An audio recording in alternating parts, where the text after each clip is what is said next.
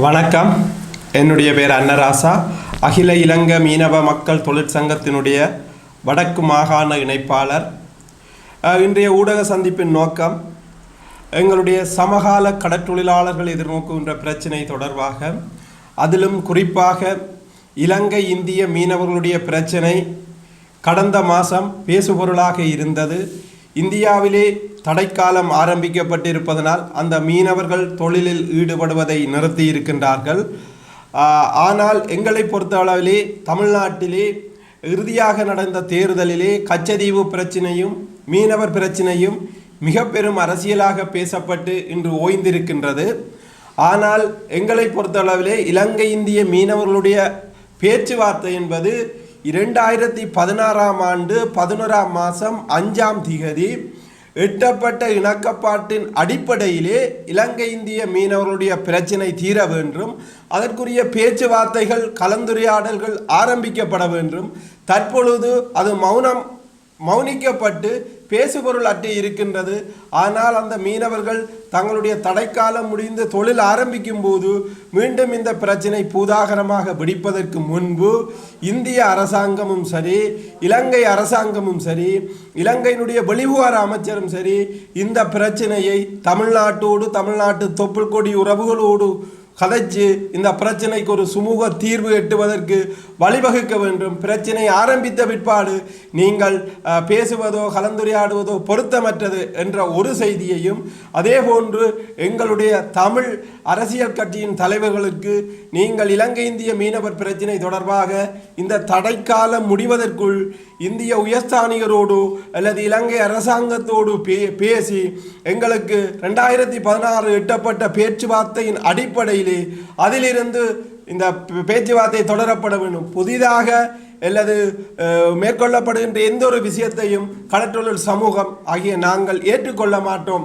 என்ற செய்தியையும் நாங்கள் தெரிவித்துக் கொள்வதோடு, எங்களை பொறுத்தளவிலே நாங்கள் இலங்கையிலே இறமையுள்ள நாட்டிலே இலங்கை குடிமக்களாக நாங்கள் கேட்டுக்கொள்வது, கடந்த காலங்களிலே வெளிநாட்டு படகுகள் அல்லது இந்திய படகுகளினால் வடக்கிலே யாழ் மாவட்டத்திலே மருதங்கேணி, பருத்தித்துறை, காரைநகர், மாதகள், அனலைதீவு, எழுவதீவு, நெடுந்தீவு போன்ற பிரதேசங்களிலே எங்களுடைய வலைகள் அழிக்கப்பட்டு கிட்டத்தட்ட 2020 ஆண்டு 11 மாதம் 20 தொடக்கம் 2024 ஆண்டு 2 மாதம் 11 வரைக்கும் யாழ் மாவட்டத்திலே பல போலீஸ் நிலையங்களிலே முறைப்பாடு பதிவு செய்யப்பட்டு இன்று வரைக்கும் அந்த முறைப்பாடுகளுக்கு எந்த நிலுவையிலே இருக்கின்றது, எந்தவித நடவடிக்கையும் எடுக்கவில்லை.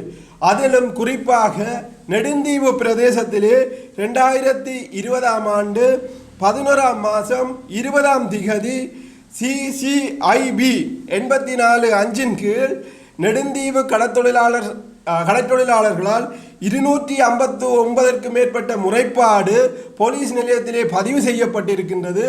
இந்த முறைப்பாடுகளுக்கு இன்று வரைக்கும் நடவடிக்கை இல்லை.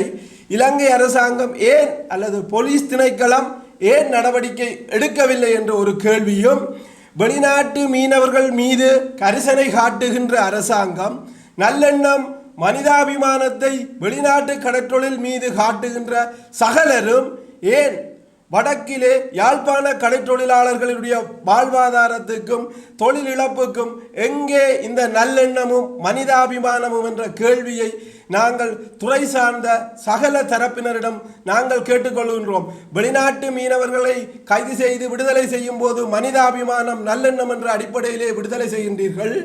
எங்களுடைய பல கோடி ரூபாய் சொத்துக்கள், எங்களுடைய மனைவிமாருடைய தாலிகள், நகைகள் அடைவு வைத்து கடற்தொழிலை தொடர்ந்து மேற்கொள்ள முடியாத சூழ்நிலையிலே ஒரு சமூகம் பாதிக்கப்பட்டு கொண்டிருக்கின்றது. உங்களுடைய நல்லெண்ணமும் மனிதாபிமானமும் வடக்கிலே யாழ் மாவட்ட கடற்றொழிலாளருக்கு இல்லையா என்று சகல அரச திணைக்கள தலைவர்களையும் இலங்கை பாராளுமன்றத்தில் ஜனநாயகம் என்று பேசிக்கொண்டிருக்கும் ஜனநாயகவாதிகளையும் கேட்கின்றோம். இந்த நெடுந்தீவு கடற்றொழிலாளர்களுடைய நிலைமையையும் அவர்களுடைய முறைப்பாட்டையும் வெறுமனவே போலீஸ் திணைக்களம் பதிவாக செய்து ஆவணமாக்கி பைலிலே கட்டி வச்சிட்டு இருக்கின்றது. இதுதானா இலங்கையினுடைய நீதி? இதுதானா போலீசினுடைய நீதி? 20ஆம் ஆண்டு 2020ஆம் ஆண்டு 11ஆம் மாதம் செய்த முறைப்பாட்டுக்கு இன்றைய தினம், அதாவது 2024ஆம் ஆண்டு 5ஆம் மாதம் 4ஆம் தேதி வரை நடவடிக்கை எடுக்க இல்லை. இதுதானா நீதி? அல்லது கடற்றொழிலாளருக்கு கிடைக்கின்ற நீதி இதுதானா? எங்கள் மீதும் எங்கள் கடல் மீதும் எங்களுக்கு இருக்கிற உரிமையை, இந்த நீதியை வச்சு இலங்கை அரசாங்கமும் கடற்றொழில் சார்ந்த திணைக்களத்தின் அதிகாரிகளும் எங்களை கடலை விட்டு அந்நியப்படுத்துகின்ற ஒரு செயல்பாட்டை செய்கின்றார்கள். எனவே நாங்கள் மன்றாட்டமாக கேட்டுக்கொள்கிறது, வெளிநாட்டு மீனவர்கள் மீது கரிசனை கொண்ட அனைவரும், நாங்கள் இறமையுள்ள நாட்டிலே எங்களுடைய கடலிலே எங்களுடைய பாதிப்புக்கு உங்களுடைய மனிதாபிமானம் எங்கே, நல்லெண்ணம் எங்கே என்ற ஒரு கேள்வி எங்களுக்கு கேட்க தோன்றுகிறது. இதை நினைச்சு இந்த நாட்டில் நாங்களும் இப்படி ஒரு சமூகமாக வாழ்ந்து கொண்டிருக்கிறோம் என்று கவலையும் வேதனையும் அடைகிறோம். எனவே துறை சார்ந்தவர்களே, எங்களுக்கும் உங்களுடைய மனிதாபிமானத்தையும் நல்லெண்ணத்தையும் உள்நாட்டிலே இருக்கின்ற கடற்றொழிலாளர் மீது காட்டுங்கள். எங்களையும் கடலிலே தொழில் செய்து விடுவதற்கு இந்த நஷ்டஈட்டையாவது பெற்றுத்தாருங்கள், அல்லது இந்த போலீஸ் முறைப்பாடுகளை நாங்கள் என்ன செய்வதென்றதை நீங்கள் வெளிப்படையாக சொல்லுங்கள் என்ற ஒரு செய்தியும், அதேபோன்று இலங்கையினுடைய கடற்றொழில் அமைச்சினுடைய செயலாளர் அம்மணி அவர்களுக்கு நான் ஒரு வேண்டுகோளை விடுகின்றேன். நீங்கள் பல சந்திப்புகளிலே கடல் வளம் அழிந்து வருகிறது, கடற்தொழில் பாதிக்கப்பட்டு வருகிறது, நவீன தொழில்நுட்பத்தின் ஊடாக அக்குவக்கலச்சர் பொறிமுறையே தான் சால சிறந்ததென்று நீங்கள் அறிக்கையிடுகிறீர்கள்.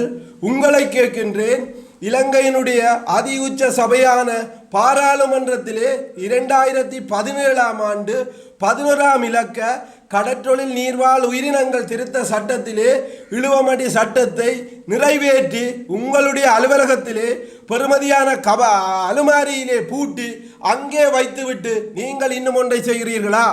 இந்த சட்டங்கள் பாராளுமன்றத்தில் உருவாக்கப்படும் போது நடைமுறைப்படுத்த வேண்டிய பொறுப்பு கடற்தொழில் திணைக்களத்துக்கு இருக்கின்றது.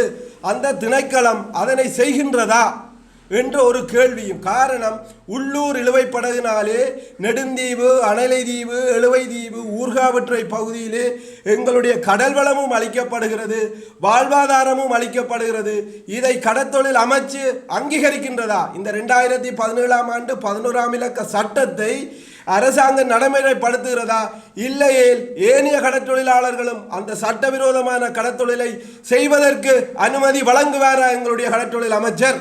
ஏனென்றால் புதுதாக சட்டங்களை கொண்டு வருவதிலும் சட்டங்களை தயாரிப்பதிலும் முனைப்பு காட்டி நிற்கின்ற கடற்றொழில் திணைக்களங்கள் இருக்கின்ற சட்டங்களை நடைமுறைப்படுத்தாதது ஏன்?